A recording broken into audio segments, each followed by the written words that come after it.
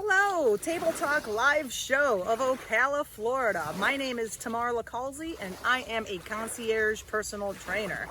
I am coming to you from Punta Gorda, Florida, where I live, which is 170 miles south of you guys, but I am willing to come to Ocala every single week to teach people and inspire them and motivate them to live healthier, more productive lives. One of my main things in life is to be your own body goals and to not look at other people and try to compare yourself to others, because only you can be the best version of yourself. I hope you enjoy the video that we did on Monday, and I look forward to talking to new people. Y'all have a blessed day. Alien Buns tuning out.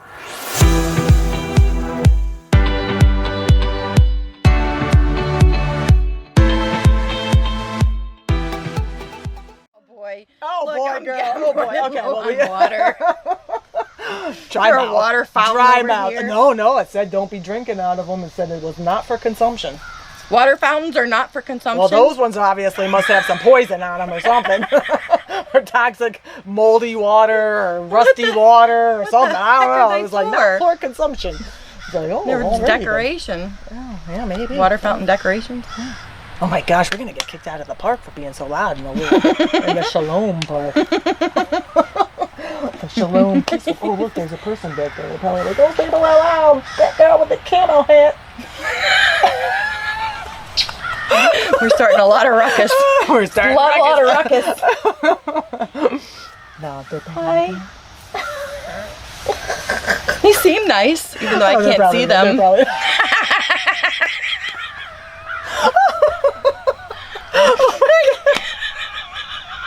Oh my goodness. Oh Lord. Oh my God. I'm picking up my glasses in about 2 weeks. Okay, good. How are you going to drive? How are you going to drive home? Well, I mean, I can see that far, but not that far. Oh, okay. I see someone in like an orange shirt is what it looks like. Are you crying too? Well, she's got something orange on her shirt. I think it's hanging over her wheelchair, poor thing. Oh. And then well, there goes my makeup. Oh my goodness. That's funny. Oh boy. Well, this is Tamar LiCalzi. Did I say your name? Pretty good. How did I say that? How do you say it? Tamar? Tamar LiCalzi. LiCalzi. Yeah. LiCalzi. Oh, LiCalzi. Yeah. Oh, LiCalzi. Yeah, See, now it flows It flows a lot better now, right? It's all good though. People mess it up all the time. So you are Italian. Sicilian, yes. Wow. And Calabrese, which is the mainland Italy, and a little Middle Eastern, a little tiny bit African, hence the booty, and we might have to edit that part out. And Italians have butts, okay? Yes. But that's, a genetic thing, and a little Northern European. It kind of keeps me a little slightly fair than a lot of Sicilian, hardcore Sicilian peeps. Yeah. Like my mom's more Sicilian than me, so right. Yeah. Right. Now, is she straight from Italy? No. I'm third generation American, so Okay. I'm totally washed out with the culture. Right. There's really, other than the mouth and the hands And the animation. and the food addiction. Oh, I Yeah. hear you there. My goodness. That could go into my struggles. Yes. Yes. That's in the struggle section. So I met you on Instagram. Yes, ma'am. When Table Talk, I think we had our page up for maybe a week at the time. Maybe a week. Yeah. And she reached out to me. You messaged me.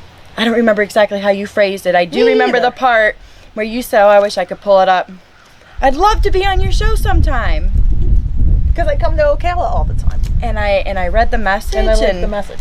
And I read the message and I said, huh, okay. Because, originally, Table Talk, we were just going to be doing our live shows once a week, trying to inspire and uplift. And you reached out and I said, you know what? Let's do this. Decided to go ahead and do a Phone interview? 2-hour phone interview. It ended up turning out to be a very long but very amazing phone interview. We learned so much about you, and I think you even learned a lot about me. Is that a bad thing? I don't know. No, never. But we decided to go ahead and schedule to meet today so that you can tell everyone what we ended up learning about you that day on the phone call. A lot of things. Lots of things. Who is Tamar LiCalzi? Did I say that yes. good? Yeah, that was good. That was perfect. Like she said, my name is Tamar. I am a personal trainer. I used to be a published fitness model. I say used to be because I don't do it anymore.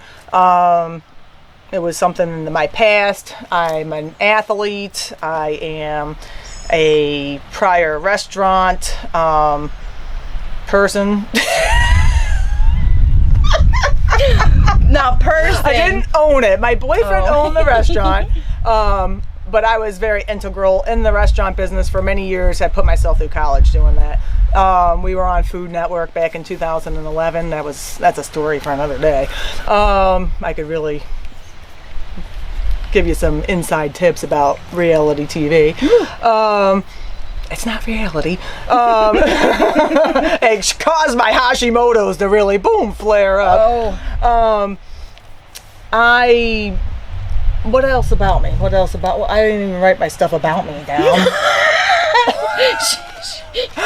I'm a certified goofball, Pisces, kind of just a regular, just a goofy person that sometimes gets misjudged on Instagram, but definitely don't use that Instagram to judge who I actually am, because I am not that person.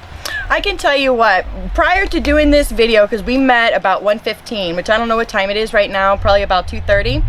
So we It's probably like 3. Oh, well, we spent a good hour and a half before we decided to do the video, just BSing, just talking, and she had me cracking up so much. Oh my goodness, she is just so funny, so outgoing, entertaining. She's very entertaining. You are entertaining. Awesome, very entertaining. Kind of, yeah, but when I'm comfortable. Like, I am the proverbial person that will actually, if I'm invited to a party and I only know the person that invites me, I will sit in the corner of the room and wait for somebody to talk to me. Yes. Because not because I think that I'm better than other people, because I definitely don't, but I don't know how to approach people. Restaurant work, being a server and getting into management and all this other stuff, helped get me out of my shell, because I had to talk to people first. I had to, because I had very few friends in high school. Everybody liked me. I wasn't the geek. I wasn't the picked on person. I wasn't bullied. And as you get older, you realize all the cool kids actually did like you in high school, but I just didn't talk to them, and because I didn't think I fit in with them anyway, so I just didn't know how to approach them. But I I just am not comfortable just talking to people. So that line of work kind of forced me to be a little bit more extroverted, because I had my money depended on how nice I was to people and how good I was as a server. And not that I'm not nice to people, because I'm always nice to people. Sometimes I'm too nice to people, but friendly and bubbly. People don't expect the what can I get you to drink kind of person. They're like, hi, my name is Tamar. I'll be taking care of you this evening. What could I start you off to drink with? And oh, hi, and take care of the ladies first. Always take care of the ladies first. To anybody in the restaurant business, do not take care of the dudes first. Okay, always ask the lady. Serve her first. Take care of the woman first. Especially on a date type situation, just take care of the women first. That's my best tip for the restaurant business. And be nice and make sure their drinks stay full. Because my tips always were good. I always a 20-25% average tipped out server, because their drinks never went dry. Because that's my biggest pet peeve. I don't care how long my food takes. Just don't make me thirsty, because I'm thirsty right now. Right, exactly. Me too. And I was just saying, I've got a sip left. I'm gonna have to hold on to this for as long as possible. Right? Just a little drop. I need a dropper. A little teaser. A teaser. On the Exactly. So you did restaurant work, and you also, I remember you saying something about bikini modeling magazine calendar. Yeah, I did that. That was along also with when I was competing in the NPC, which is the National Physique Committee. I did, when I started off with figure, when figure was a little less hard than it is now, because I couldn't do bodybuilding and I didn't like flexing and I don't like flexing and whatever. It was a more feminine version in the bodybuilding world. So I started off with figure, and then I did the fitness modeling because I was in shape. So I would get put into like bodybuilding magazines and calendars and stuff like that. And I was married. My husband at the time was super supportive of all of that, but it doesn't put food on your table because everybody's like, oh, exposure. And I'm really good at what I do, but there's a really fine line of what you're willing to do technically behind the scenes. And I know that firsthand because I could have probably gone a lot further with it than, because I know what happens behind the scenes. I worked events with Playboy and all kinds of stuff, and because I wasn't,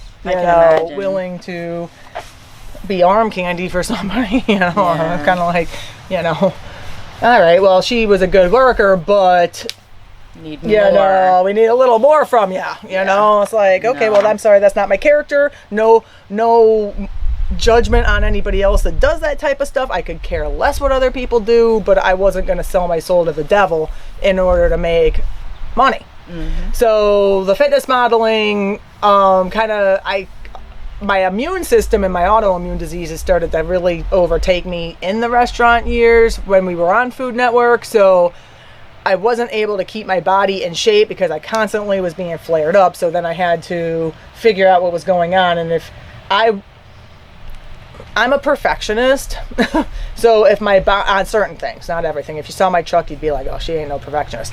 On certain things, I am. Okay, my body is one of them. So, what the autoimmune reactions constantly kept me flared up, and then I didn't like the way I looked anywhere from my face to my body because it wasn't responding, and I was spending too much money on food and this and that and everything else, but it wasn't responding ever.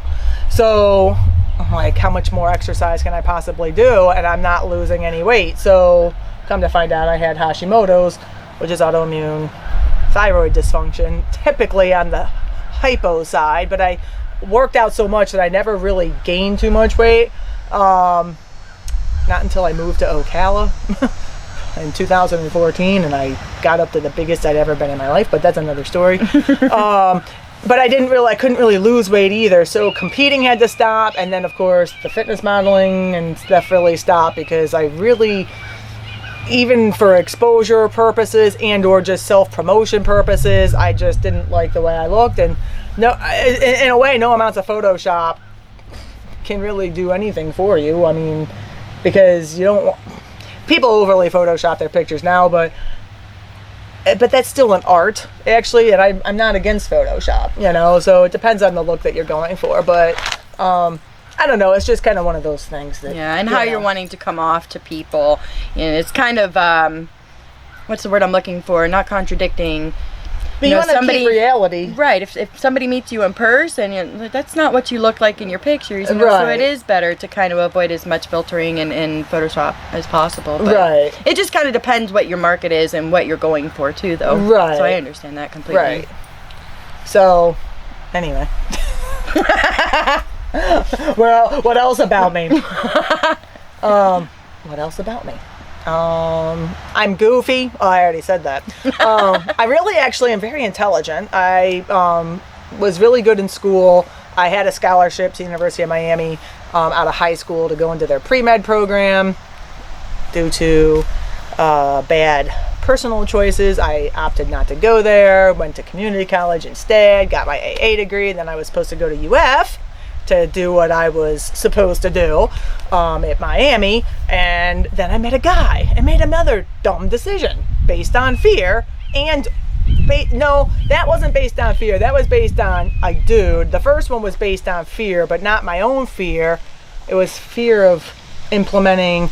I didn't have a full ride scholarship to Miami, so my parents made too much money to get help back in the day, and not enough money to pay the rest of the tuition, which at the time was $30,000 a year. Oh wow! Because it's a private school, so I felt almost guilty, and I was like afraid, like how are they gonna pay for this? How am I gonna take my truck, which was brand new, to Miami and have a job at as a freshman in college and try to be in medical school, have a good grade so I could get, go into medical school and stuff like that. So it was always stupid stuff that played on in my head, worried about other people. And then I just made more bad decisions. And then the UF thing, that was the worst decision. I chalked that up to probably the number 3 worst decision in my life. But it was a learning experience. But I wish I could go back in time and change it, because I would go to UF. The Miami one, not so much, because I really don't like Miami. I did back then when I was really young, but UF is definitely, there's just something about UF that's really special, and I wish I had actually gone there when I was supposed to. And I'm not too old to do and become a doctor. I was going to say, because you could still do it. Yeah, She could still do it, right? I could say, Definitely. I know, but I don't know if I want to put that kind of time into it now. Right. Because I really like what I do. I really like what I do now, with helping other people achieve different kinds of goals and stuff like that. I just, really should get some sort of a certification for the actual nutrition part of it, simply because I do understand nutrition on a cellular you level. were teaching me quite a bit earlier. Yeah, cellular level. I like science. I'm like super geek. Science and math are like 2 of my favorite things. So, and on the human body especially, and how food interacts with your cells and how it can cause autoimmune reactions and this and that and a host of other things. So that's kind of like me in a nutshell now. Kind of a little bit about my past and a little bit about like me. So going back a little bit further, let's rewind a little bit. Okay. In your life, when you were a child, or however far back you feel comfortable going, the different struggles that you've gone through, what do you think, and this is kind of a weird way of phrasing it, because of course we know that any struggles, anything that we've gone through that's kind of forced us to grow and learn from our experiences, hopefully we learn from them. So they're not necessarily a bad thing, but then there are some things that are really bad things. So I just wanted to kind of press on some different topics of what do you think happened in your past that may have helped you to achieve where you're at right now. Oh Lord, girl, she's throwing me a doozy. Okay, so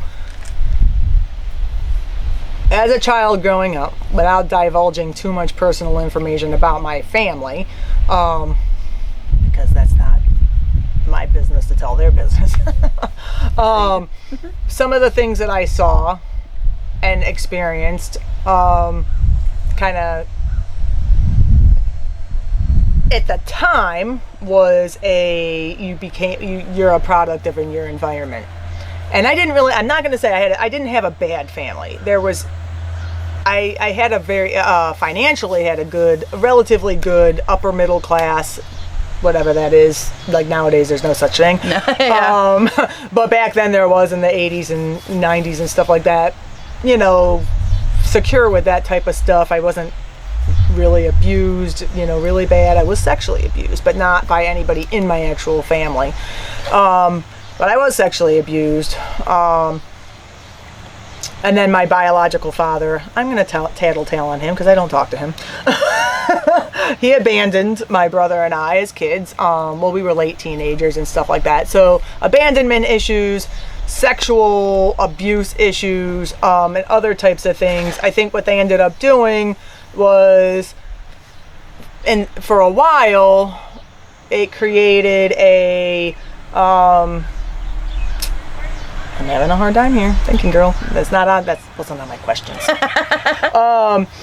A sense of finding your self-worth, validation, yes, in things, other things, attention from people, and acceptance and stuff like that, to the point where even stupid things like one time I stayed up for 40 hours straight to paint my restaurant, and my ex's parents, who hated my guts because I'm Sicilian and not Italian, and they were Italian, they were not happy with the fact that they didn't like the color, they didn't like this, they didn't like that. They tried to nitpick. For Pete's sake, I was up for 40 hours. You couldn't even say, wow, cool, Good job, good something. job, it looks good, when you're finished, it'll look great, We tried to surprise them. There was never anything where I could actually really do anything to make other people happy.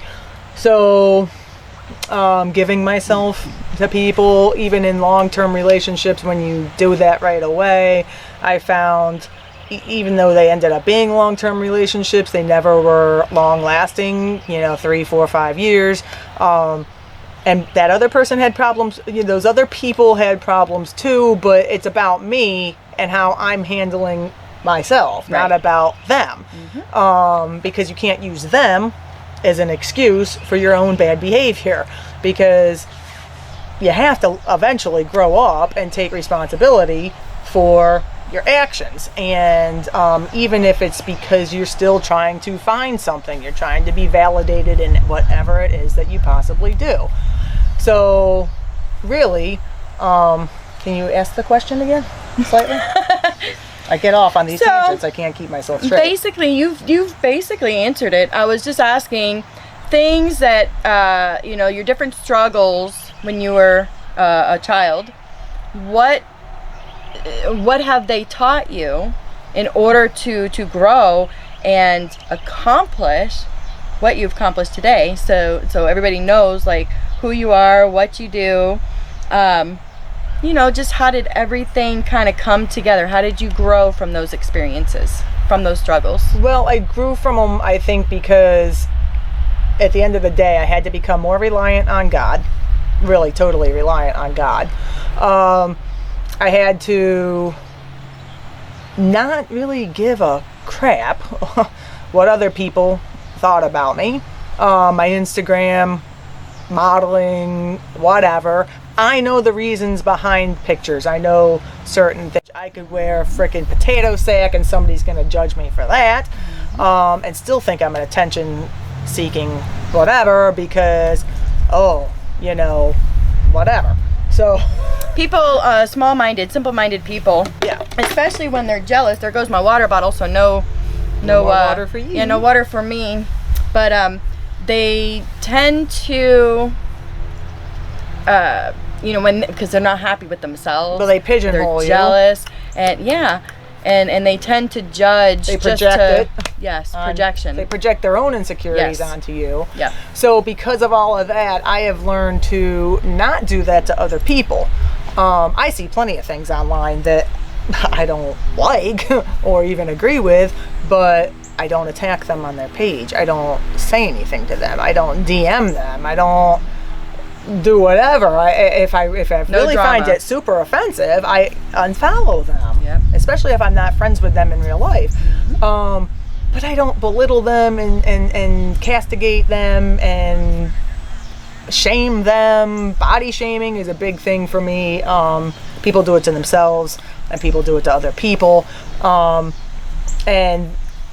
I just learned that some of my struggles are really deep and some of them are kind of superficial. So like weird things like food addiction and stuff like that. But that was a self-soothing type mechanism. Right. Because I didn't resort to alcohol and drugs and stuff like that. It was a sugar thing, like a lot of sugar. So, and then there's a cycle with that because you're constantly up and down, and you have to manage those things and get, and kind of, you have to detox from them. Yeah. Because it's a cycle that keeps going on, just like abused women that stay in abusive relationships and whatever. There's something there that keeps drawing you in. So I've learned to rely on God. I've learned to not be judgmental even towards others, because I don't know what those people have gone through, are going through. I don't know anything about them, even if they're harsh to me. So I try to be a lot more compassionate, loving and kind and understanding, and yeah, that's kind of like what some of my own struggles have taught me, really, at the end of the day. And not to be, because, okay, as an athlete and somebody that's always been in shape, literally for most of my life, except for the 4 years when I lived here in Ocala, until I had a thyroid problem myself and I realized it was a lot easier to start putting on weight, I used to be kind of critical of people that were overweight, because you look at them, society teaches you to look at them as being lazy. And when I lived here, and I was the thickest I had ever been, like 190 pounds, but I'm 5'10", I'm not sure, but people didn't think I was fat. I don't like using that word, big, whatever. They thought I was thick. I didn't like it because I had never been that much. I like to stay around 150, 155. But I had clients that were, you know, in the 300s, and they were hardworking, and they could move like sons of guns. They had families, they had jobs, they had multiple jobs, they had all kinds of stuff. They had their own personal issues, and they'd come to their workouts, and they could move better than people that were half their weight. And I was like, okay. So I really kind of learned not to judge other people based on their physical appearance, even with that, because you're not necessarily lazy. Most people, they have something that they don't even necessarily know what's really going on with them either, because a lot of times it is health related. And, you know, people are like, oh yeah, blame it on your thyroid. Yeah, really, you can blame it on your thyroid, because we eat crappy food that's altering our thyroid all the time, and bathing in water with chlorine and fluoride, which disrupts your, just disrupts your thyroid. So, and people don't know these things, and they don't understand it. And of course, I don't want to get in trouble with, the big pharma and, the government. So I'm going to keep my pie hole shut, because I don't want to be zapped down with a drone or something when I'm driving back home tonight. But, there are reasons. They're not lazy. So my biggest lesson is not to judge and blame and be critical of somebody else just because they don't look the way that I think that they should look, or, what society labels as being in shape or good looking, attractive, or whatever. Mm-hmm. I think that's one of the biggest lessons I think I've ever learned in my life. See, that is really good, and that's a good mindset to have. I think I need. There's my little teaser drop. You might have to edit this, because I think something fell into my boob like it did to yours. Because I felt a pinch. Oh boy, maybe an ant, because there was one. Yeah, don't look. Okay.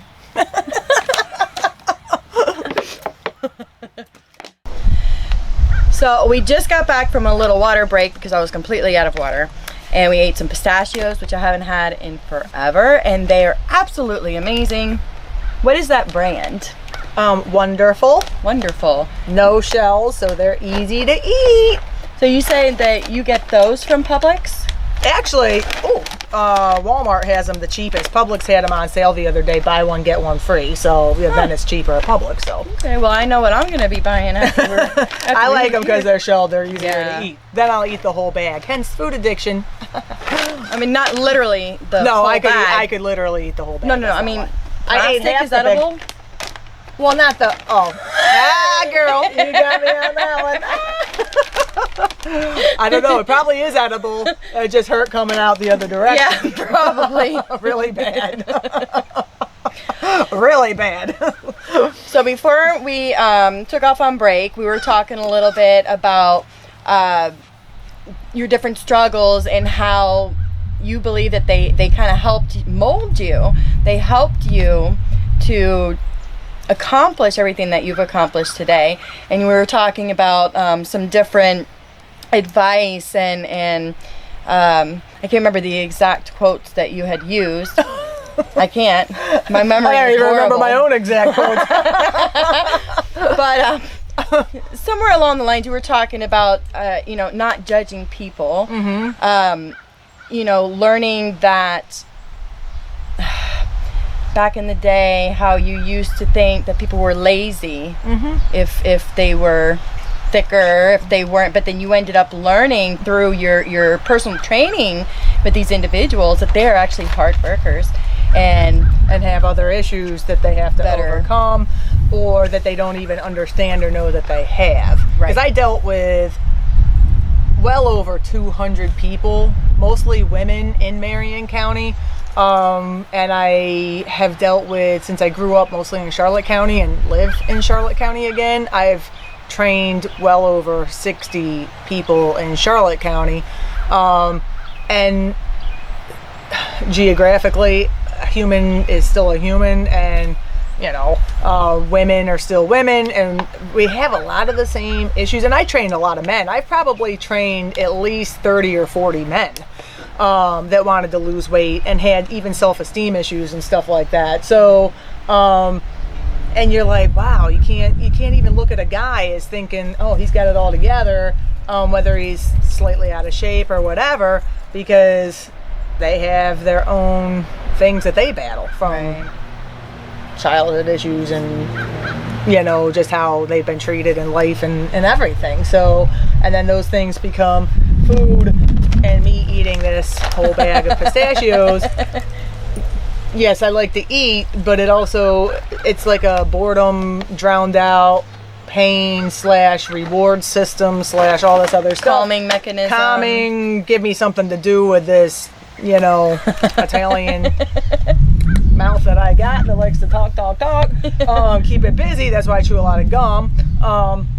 It's like a boredom. There's so many different things. So you don't know what other people are dealing with, and humans are humans. And at the end of the day, after studying 250 people and basically becoming a therapist for 250 different people and listening to them for all of their issues with their family, their childhood, the stuff they're dealing with currently, how their kids are treating them, how stressed they are from work and all this other stuff, male and female, we all basically end up being in the same boat pretty much. We just have different little snippets that are different, just like our DNA. We're all human beings, but we have different genetic SNPs that kind of express themselves, whether a good or bad SNP, or it dictates whether your eyes are blue or brown or something. Right. It dictates whether you turn on a certain health problem or whatever. So all those other things, it's basically the same thing, because at the end of the day, we're all people. Yep. We're all basically and we all have things that we've had to deal with since being born. Some good, some bad that shaped us into doing our own bad things. And then hopefully you learn from them when things aren't going so good, whether they're illegal or legal. I pride myself on being, never having committed a felony or a misdemeanor or anything like that. But I can't judge the next person that did, because I do drive fast. I drive way too fast sometimes. I was following a state trooper here, though, and he was going even faster than me. So I'm like, well, and he got off in Sarasota. I'm like, I followed the man for 30 miles, and he was going like 90 miles an hour because I could not catch him at 80-something miles an hour. So I'm like, okay, as long as I keep pace behind him, he's not going to get me. Yeah. Well, maybe he would. But, we're all human, even the state trooper. Yes, exactly. We all do our bad, naughty things. So you got started with your fitness training when? I started actually taking people on as clients basically during that, when I found out I was such a celiac and I couldn't be in the restaurant all the time. I kind of had to excuse myself from the restaurant business, and I had to figure out something else I was going to do, because modeling and competing do not make you money. Even the best of the best females don't make money in modeling and competing unless they're doing other things on the side. And that's the truth. So I had to figure something out, and I'm like, okay, I never wanted to be a personal trainer because it takes away my love for the gym. So I had to figure out a way to train people where it could be effective. And I didn't want to take away my environment for training, which is the gym. So most of the time I do not train people in a gym. And I've kind of, after 250 people since 2012-ish, I've kind of fine-tuned my craft into being I call it concierge training, because I pretty much either go to people or I go to environments that people feel safe, like a park like this, or where I live in Punta Gorda on the water somewhere, or we could go to the beach, or their home, my home, which I really don't do it at my home, but I find areas where it's not at a gym. And most people really enjoy that. That's the type of people that I draw now and attract to, that are attracted to me now, because they don't want to be in a gym anyway. The gym intimidates them. They don't like the smell. They don't like the dirty equipment. They don't like the bodybuilders in there. So, they feel more secure. Even the dudes, even a lot of guys, they like the gym, but they come to me to do cardio type stuff, like athletic training and agility type training and stuff like that, because I incorporate so many different things into my training. It made me evolve as a trainer and go beyond just let me go lift heavy stuff and put it down, because that was all I did for the longest time. And then I had to, when I moved here, I was blessed to work in a facility. There was an athletic training facility here in town, and I'll plug him, Healthy Hearts Fitness with Clint Hart. And I learned from watching him. He's a retired NFL athlete, and his brother's in the NFL now.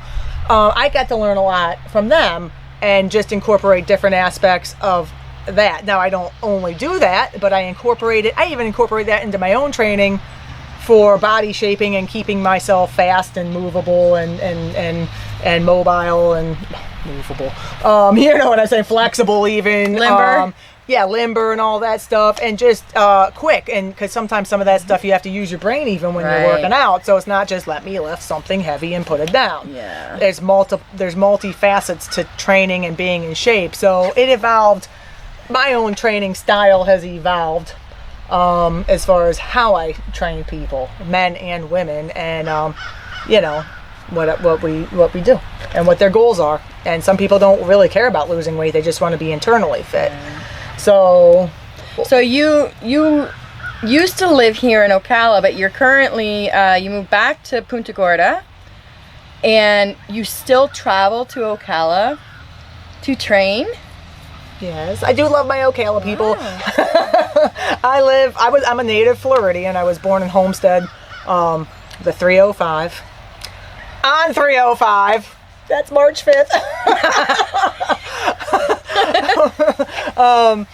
And let me plug my little name here, because my first name means the palm tree in Hebrew. And being born and raised in Florida, on the water in Miami, lots of palm trees. And it's Hebrew. It's a Hebrew name. It's kind of funny that she picked this park called Shalom Park. I have a lot of Jewish. I think I'm actually Jewish, and I shouldn't say this online, but I really do.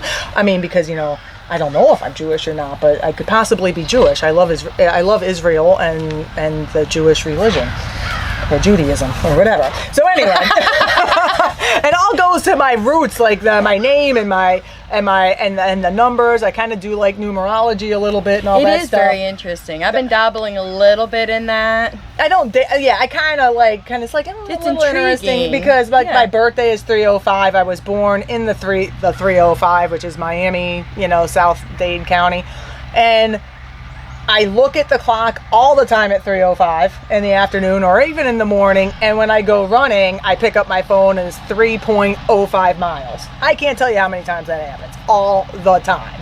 Not even trying. It's just like I sense it. So anyway, I haven't hit 3:05 miles on 3:05 p.m. yet. I'm waiting for that one to happen. Eventually it'll happen. Then I know that's my magic number for some lottery ticket or something. Yes, definitely gotta play that Powerball. But anyway, so I grew up mostly in Charlotte County for most of my life. I moved to Marion County when I was 20 years old. 21-ish.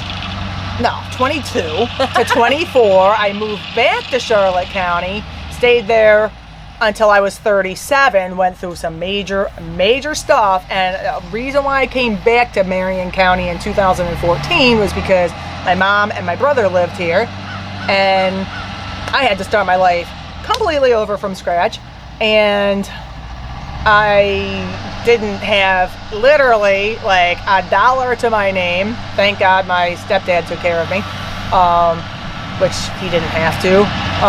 Financially got me kind of back on my feet, and then that's how I met Clint at Healthy Hearts. I started personal training because I was working at Publix, and I didn't have anything against Publix, but they put me in the liquor store.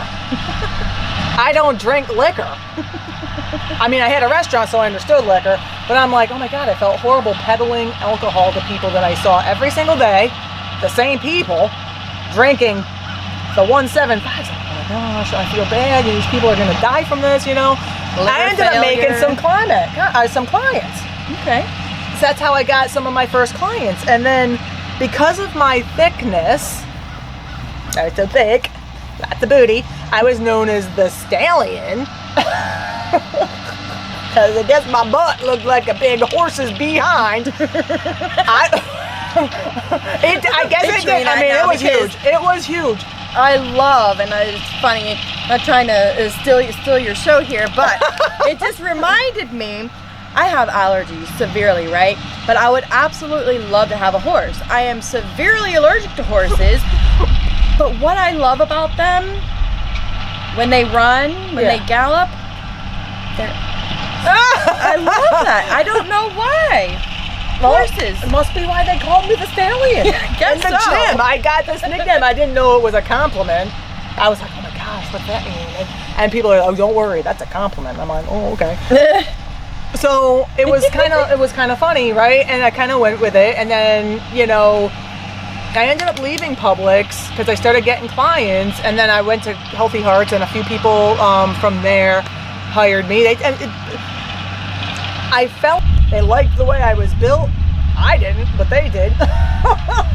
And they hired me. And then I ended up getting so many clients that I ended up getting people, I mean, most of them were never really from that gym. I ended up word of mouth clients. And I really don't like calling people out by their culture, but most of my clients were black females.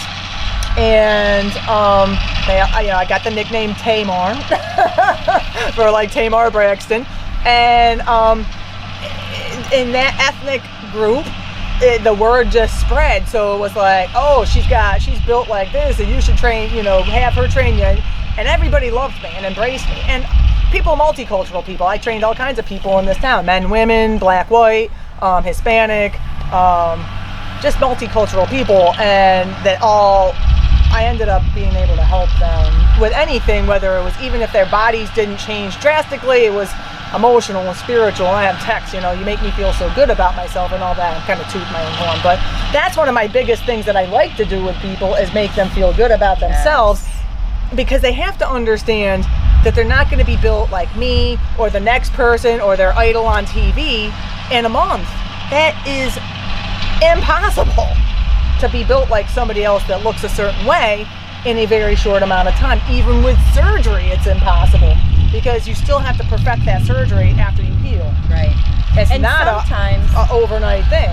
And I'm picturing, even with like some of the issues we were talking about earlier, if they have health issues, thyroid issues, whatever, sometimes they may not even actually change drastically. Yeah. But they get better internally. They get better spiritually, mentally, because they feel they're doing something, they're sweating, toxic loads change, feeling better, they feel overall. accomplished, they're doing something good for themselves, because not everybody's goal is to lose weight and to be skinny or whatever. Some people, I have clients that come to me that want to be bigger, and I'm like, why? It's hard. I mean, it's hard on your joints and stuff. I was there for a while. I mean, that thick fit stuff, like that real thick fit. And I'm like, I really can't do that for people the way I train people, because I don't have the type of weight equipment in order to really do that with the stuff that I have as a traveling concierge trainer. Like, I would have to take somebody into the gym to teach them how to lift properly, to really develop those muscles, to get that extra thick thing. And of course, your diet also plays heavily into how thick you get without gaining body fat, because you can get too body fattish if you're trying to get thick by your overeating. And then this physical body that I have was not the end all be all of who I am as a person, because I'm a heck of a lot more than what my muscles look like, my abs, what my booty looks like. As much as I like it to be in as perfect shape as possible, what I like to see, it's still not even a tenth of what I actually am worth internally, and what I can do for other people, and how to and treat them and encourage them and help them feel better about themselves at the end of the day. Right. So I think that's my bigger purpose in life, is not just making people work out, really. Either. Right. No, you're it's kind of like a growth and development. You're helping them spiritually and emotionally, mentally even. Like you said earlier, being a therapist. Almost like a therapist. I really can't, I can only give people Your own life experience, yes. advice when you do, especially when you have really similar experiences, because you learn in life that there's only so many types of experiences you can have. Yeah. I mean, and people, we can line up 500 people here, and 100 of us could have almost every single one of those experiences, and maybe one or two of the other people's, and and all those, and those people might have, it's like a big spider web. It's like, thank you.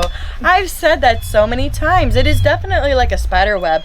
We're all different strings. Is that what you call them? The web part, the little lines? Yeah, I don't know. I don't like spiders. And eventually, all of them end up interconnecting. Exactly. And the human body is the same just way. Like a spider web. The human body is treating the human body with disease and autoimmune issues and stuff like that is the same way. I have autoimmune issues.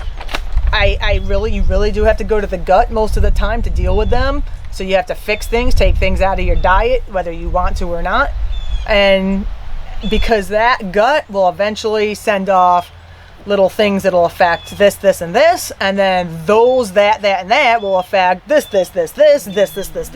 And so like having a specialist doctor is kind of I can't use that word.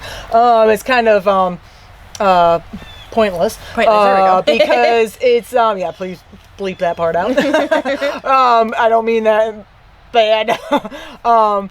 It's pointless because when you already have a heart problem, that's not just because your heart just goes bad. It's because there's so many other things that have actually led to that. That's usually one of the end stages.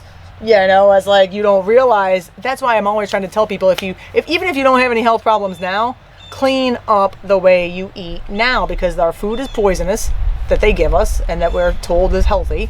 And just because you're 25 and you don't seem to have any problems, just allergies and headaches a lot, that's your body's first line of, almost like their first line of defense. Hey, there's something wrong here. There's something wrong here. It's knocking. Like there's something wrong.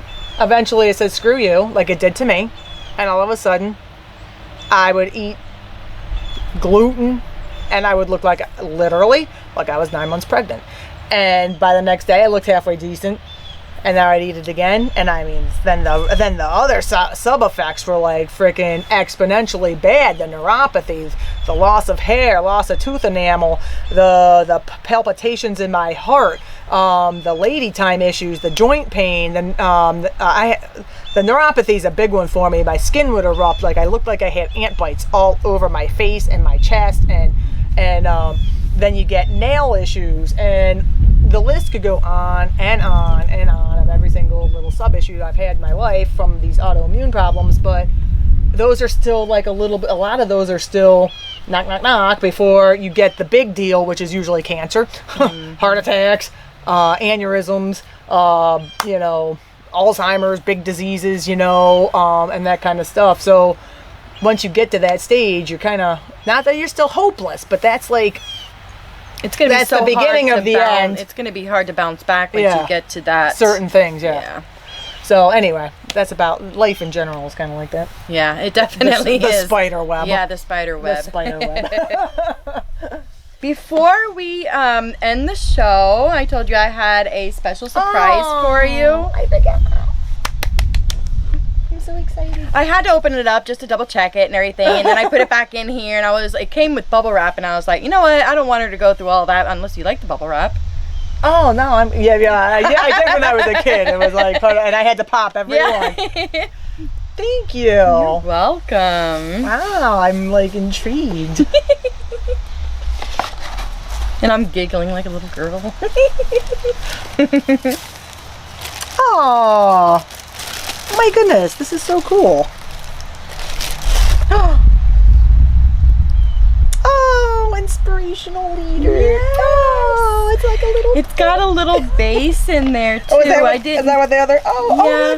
look at that. Oh my gosh, it is so cool. Aw, I'll remember this forever and ever. And ever and ever. I don't want to. Oh, I think I'll figure that out when I go home. If you guys are interested in following Tamar and maybe, you know, hooking up and doing some trainings, definitely find her on Instagram at, say that one more time. Tamar, Tamar, period, Elizabeth, Elizabeth. That's a long one. Period. Fitness, Fitness. Awesome. Awesome. Thank you so Thank much you. for being our guest. My pleasure. Oh, Thank I you. learned so much. It was amazing. Just gonna got some serious editing to do. Yes, I do.